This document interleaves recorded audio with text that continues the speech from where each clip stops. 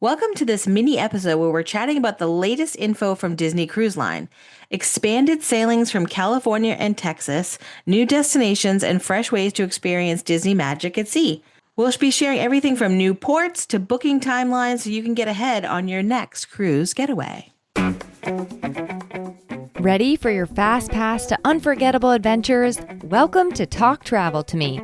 Featuring our Mickey Guru Travel Company expert travel advisors, this podcast will guide you in traveling with more ease, confidence, and a sprinkle of magic.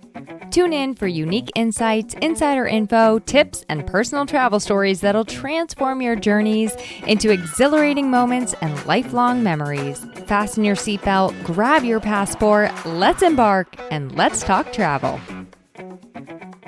I'm your host, Christy Willett, and I'm joined today by Mickey Guru Travel Advisor Jen Bauer. Welcome, Jen, and why don't you tell our listeners a little bit about yourself?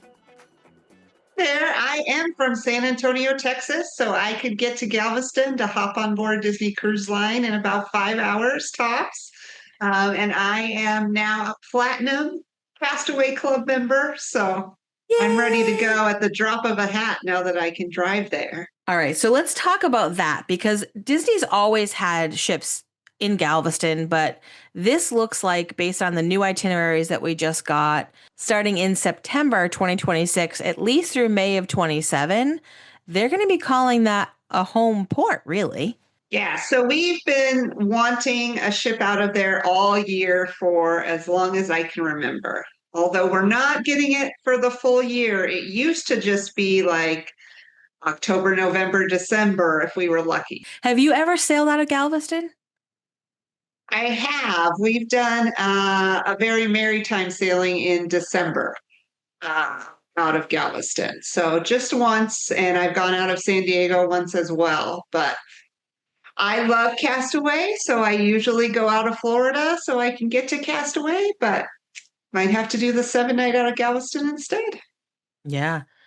So we basically know now that they have made this announcement that, well, we know that the Disney Wonder and the Disney Magic for the first time ever are going to be sailing Alaska in 2026. So that season generally starts in the late spring and goes through the end of September. So now we know that they're going to do that. I'm actually going to be on one of the last sailings of the Disney Wonder in Alaska next year. And then it's coming south. Families on the West Coast and in Texas are definitely getting more chances to set sail closer to home, which makes these cruises more accessible to people because sometimes the cost of the cruise, in addition to having to fly from, let's say, California or Texas into Florida, and all of that adds a lot of expense. Whereas you don't need to stay at a hotel the night before. You just get up in the morning and drive to the port. Yeah, and that's very helpful. We've also talked about the San Diego sailings. Maybe you do a little trip to Disneyland and then end it with a cruise. The same way that people do Walt Disney World and then do a cruise in Florida. So that is actually what I did. I did a couple of days at Disneyland. It was an agent education program years ago now, but we did a few days at Disneyland and then they shuttled us all down so that we could do the Disney Wonder out of San Diego. So it does make that little land and sea much more possible when you've got such frequent cruises out of San Diego. So let's dig a little deeper about the range of options that we have. From that quick 3-night to a full 7-night adventure, hitting classic destinations like Catalina Island, Cabo San Lucas on the West Coast, and Cozumel and Progreso out of Texas. So what do you think about those destinations? Have you been to any of them yet? yeah, we've been to Cozumel. We had a gorgeous beach day in Cozumel. Loved it. There's several options to get to the beaches from the cruise port. It really depends. They have like those sprinter boats that spin out and do all sorts of crazy things. Or I put my family on a much calmer, takes longer, but boat to get over to our beach day. And we had a lovely day. Gorgeous water, wonderful staff.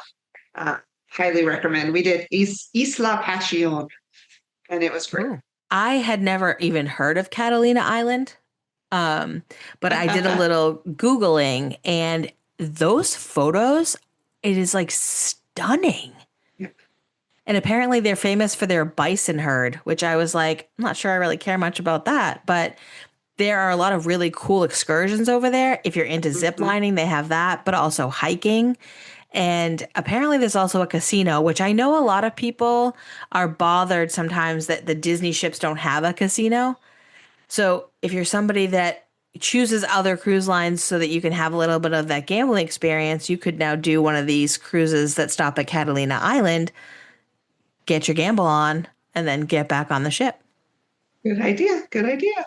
A lot of these include Halloween on the high seas or very maritime sailings as well, which both are a lot of fun with the extra holiday offerings, the decor on the ships, and the characters in their special outfits. So Yeah, and I have to say, like, I have done one of each of those. I think just one. They are really fun. And the idea of just seeing, especially on the Halloween one, the tree in the lobby that comes to life with like every night it kind of like blooms, this Halloween tree. That is so cool. it's so much fun. And I love the smell of the gingerbread house on the Christmas sailings too. I also think like because we have the Magic and Wonder, which are the two original ships, they are smaller. They're between like 2,500 and 2,700 passengers based on double occupancy. So it can be a little more or a little less depending on who's actually sailing on any particular voyage. But although people sometimes are worried about them because they're smaller and they are the oldest in the fleet, I've been on both of them and I know you have too.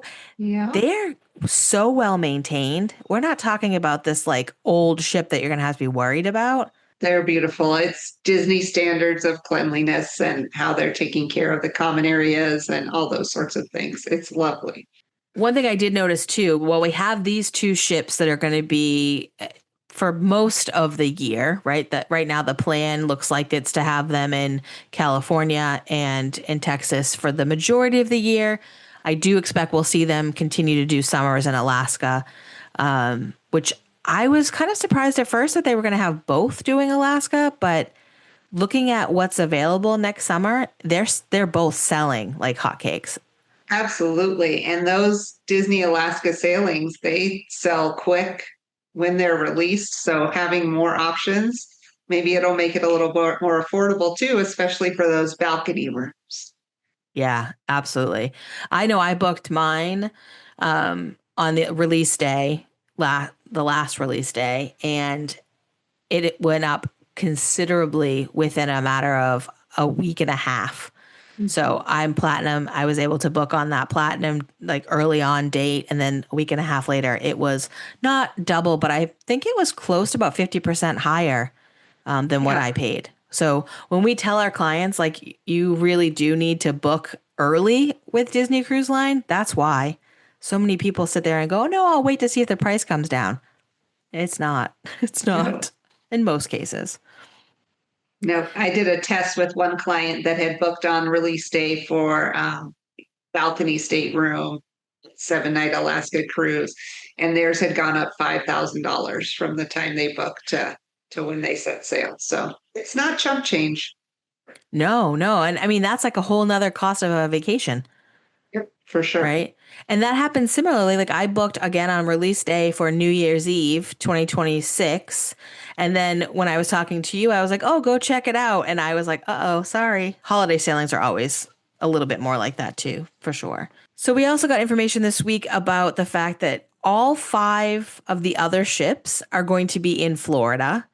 And I thought it was really interesting that the Dream is going to be mostly out of Fort Lauderdale in that October through May season. She's going to be having San Juan as her home port for a little bit of spell. And then she's actually moving up to Port Canaveral for 3 and 4 night Bahamian. What? Dream gets around, I guess. I love Yeah. that ship though. And then obviously Destiny is hitting this November. You and I will be on the first sailing.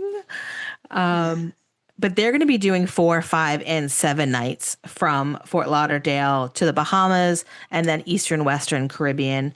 They must be finding that so many people want this 7 night itinerary that they're constantly doing that.